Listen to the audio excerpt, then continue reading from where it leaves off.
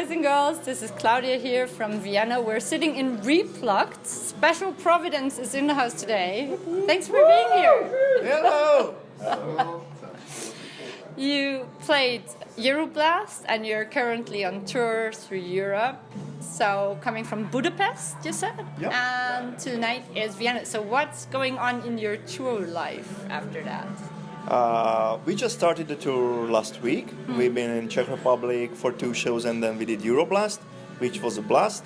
And now we went back home. We had like few days off and then now we are back on the road doing tonight Vienna and returning to Czech Republic for 2 more shows. And then next week we are going to France where we're gonna hit the Ready for Prague festival and opening for Pain of Salvation. So it's a great tour so far, great gigs.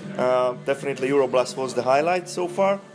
And very much looking forward to today's show because we played Vienna like 4 or 5 times. And it never turned out good. I mean, it was great, but you know, I think we never had such a great pairing like we have tonight with our good friend Gerald Peter, who is a very, very famous keyboard player from Vienna. And yeah, looking forward. So actually, where do you guys know Gerald Peter from? Oh, well, those are kind of different storylines, I want to say. I personally know him since 2013, I want to say. He reached out to me on Facebook when he was in Boston, and we met together for lunch or something like that. We had a common friend, Jordan Brutus, the keyboard player from Dream Theater.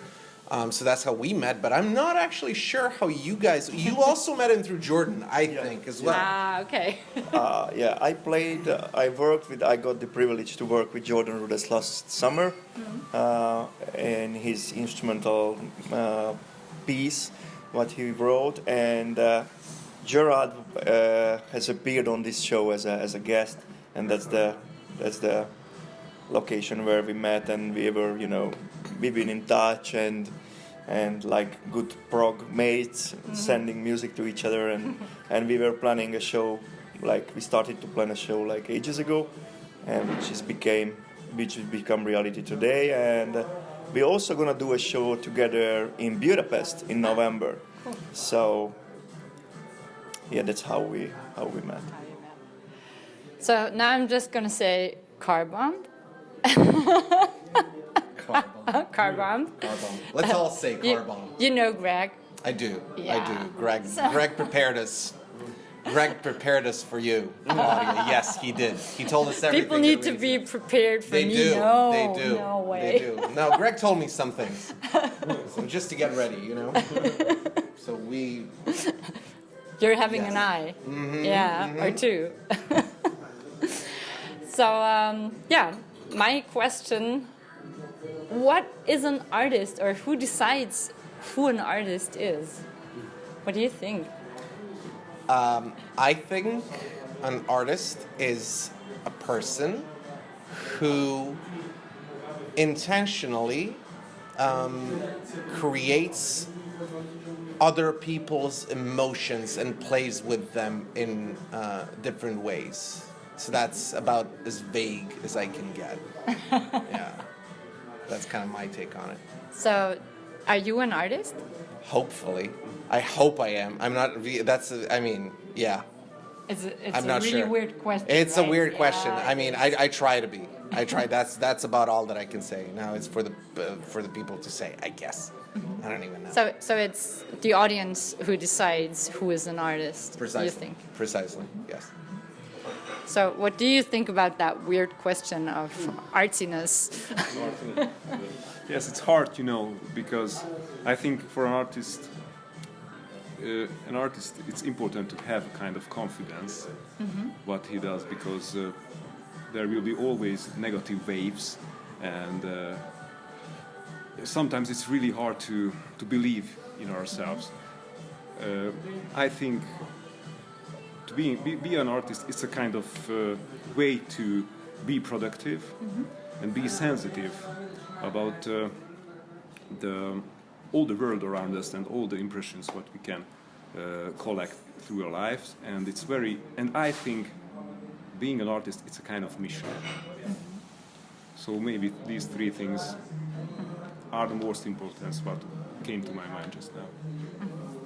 What do you think about that? Honestly, I can't add any. I mean, these two guys really described the essence of it. I mean, plus maybe, I think getting out of our comfort zones and create something new is always like a huge challenge, and for everyone who does some kind of art, it's that's the only way how you can kind of create some new thing, or So getting out of the usual Comfort track zone. and Yeah. comfort zone. Right.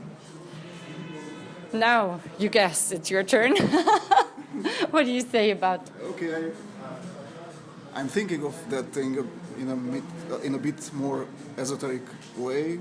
It's not so difficult or dangerous. So that's all that I think that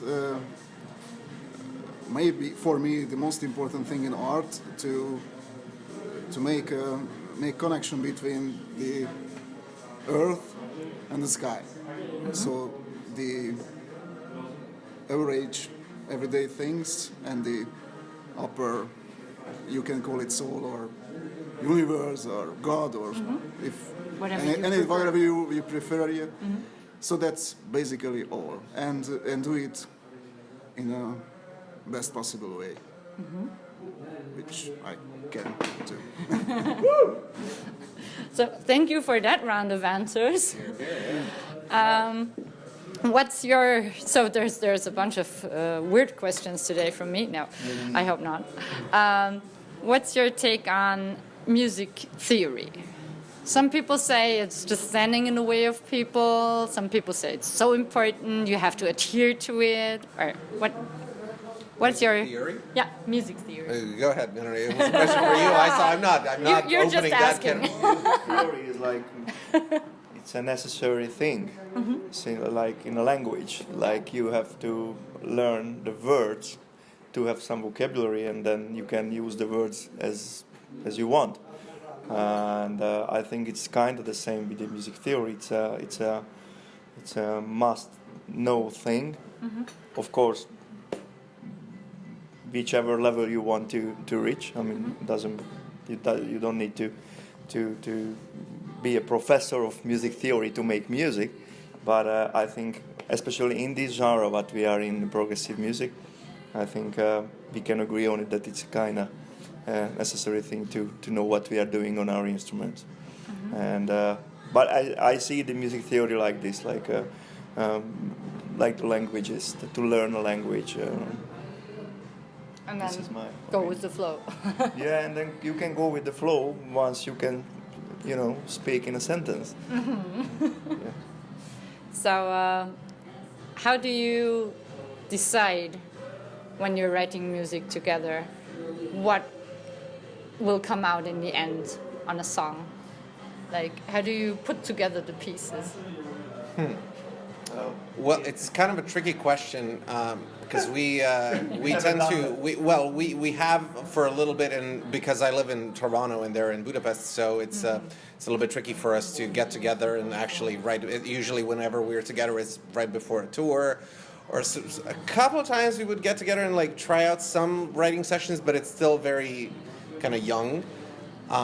So far the most writing that we've done was through online. Just we sent files back and forth. So in that way, it's kind of up to whichever person does their own writing in that particular moment. So it's kind of their decision, and it's like a sum of all the parts. It's really strange in many ways. But yeah, basically, it's usually the person who writes the melody kind of has the most say. This is how I see it anyway. Like that's what the song is, and then we all kind of bring like to that melody, like kind of build around it to showcase it in the best possible way, and like to create either to support it or create some sort of a counterpoint, like to contrast it or something like that. But yeah, the melody is like kind of the most important thing for me anyway. Yeah. Which is kind of his department most of the time. So in your department, how many times do you have like discussed or explained yourself why you're doing this? Or are the guys just like taking it and it's good? Oh, it depends. And maybe it will change in the future, but till now my songs I wrote myself. I wrote almost everything, even drums a bit, so the basic thing, and after that I sent the guys the demo version, which I made at home with only a laptop or a sensor, and then we start together to develop it, start to a bit arrange, rearrange to make it more playable for the instruments, so that in my case, Yeah, precisely. Some things works, some things not. It depends. So you have sort of the vision, and then the playability department is over here. You know what? That's actually a very good way to put it. Yeah. Basically, because you have an ideal environment where you're putting information into the computer, and computer does whatever. Everything. Yeah. Basically, and then we all kind of look through it and say, oh, okay, this like I would do it like this because like you're actually doing it on your instrument. Especially really Adam, like he's actually sitting on a drum set, and it's like for the drum set you only have 4 limbs. While it's not that you don't keep that stuff in mind, but you know what I'm saying. Like some things, right? Some things work live versus individuality. You are adding, like we are adding, like all of us, I think, when we are starting for sure to put it together and working on the demos, and then we are adding the individual things, both like bass wise or drum wise or even guitar wise, and that's how it works. And for the live, where you even have an album out, right? Live album.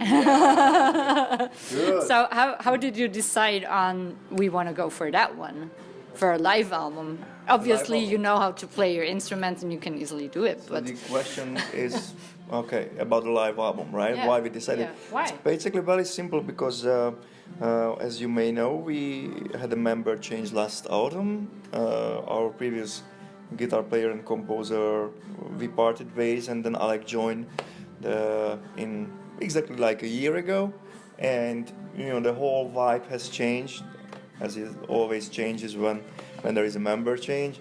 So we decided to record and release a new album live, because we captured the great moments on a European tour last winter, and we wanted to share it with the audience, as well as as I said, it's a different band with the new member always, sure.